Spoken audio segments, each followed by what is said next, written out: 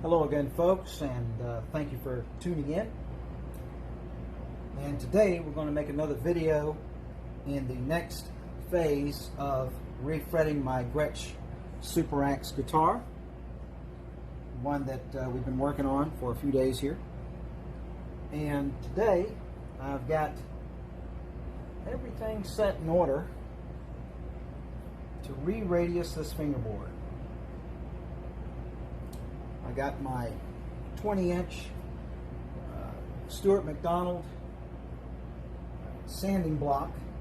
It's a 20-inch radius, and I've stuck a piece of 100 grit sandpaper on here, and as you can see, that's not really a very steep radius, but a little bit of a radius on there will really help me playing this guitar. It'll make the guitar a lot easier to play, basically. So we start off with 100 grit sandpaper, and I've got the guitar anchored down here. I've actually got some weights over here against my sheepskin cloth, and some anchors down here at the other end so the guitar doesn't slide around. It's all pretty stable. So we're going to start this way, because this will take some time.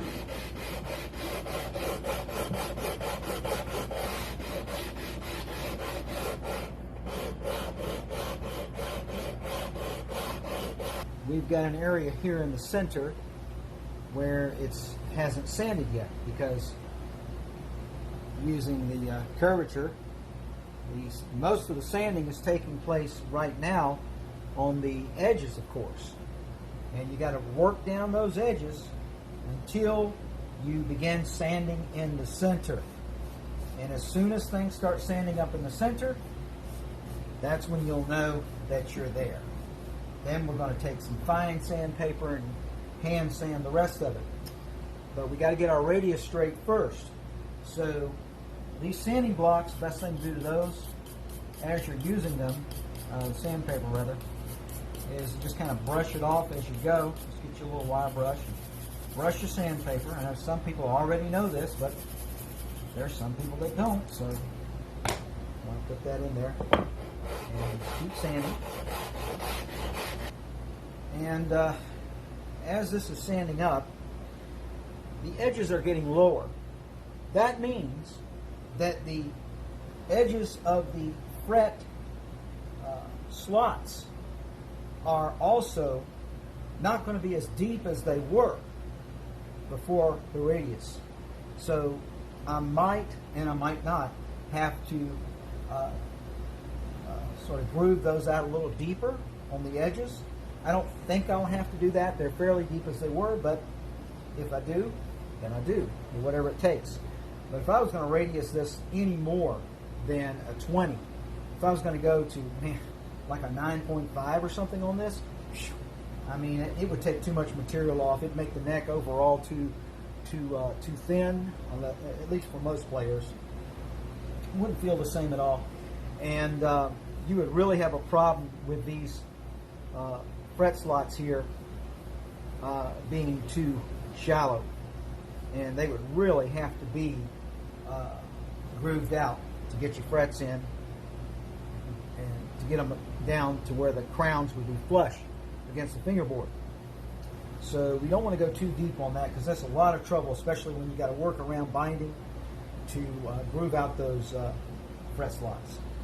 And as you see here, let's see if I can get this up to the camera.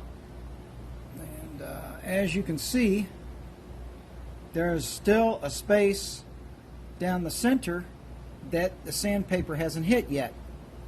That's part of the old flat radius.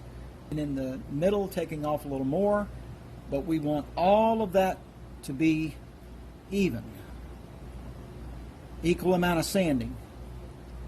And when we get to that center part, and it starts to, when this here, this shiny part starts to look like the rest of it, then I'll know I am there or just about there. But I'll be able to tell. So now it's beginning to look like I need to change out this sandpaper it's wearing out, and there's no point in wasting time with worn out sandpaper. And the way I put it on here is normally just, of course this is just logical, I don't know, maybe you've got a better way, whatever. But you want to take it and score it, so put it down at the desk, line it up, score it, and just cut it off.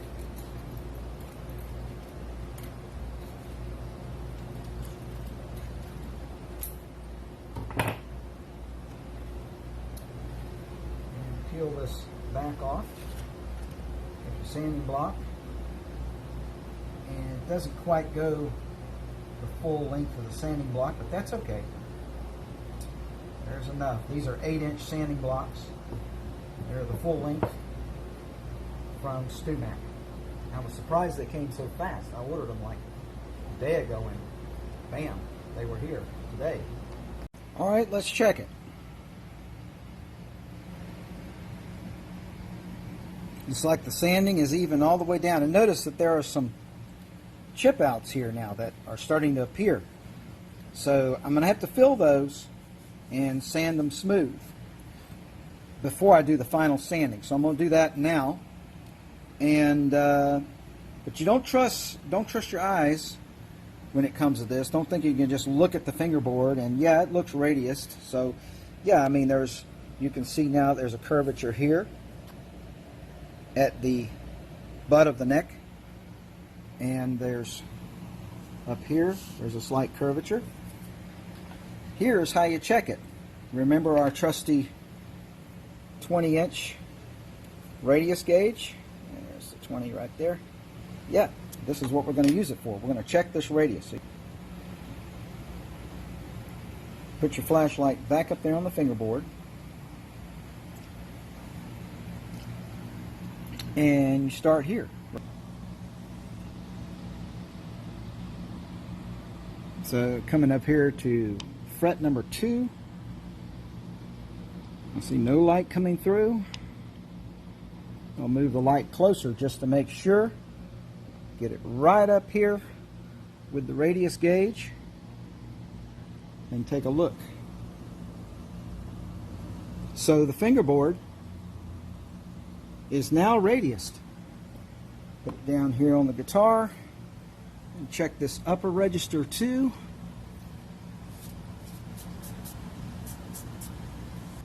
No light coming through all the way to the last fret.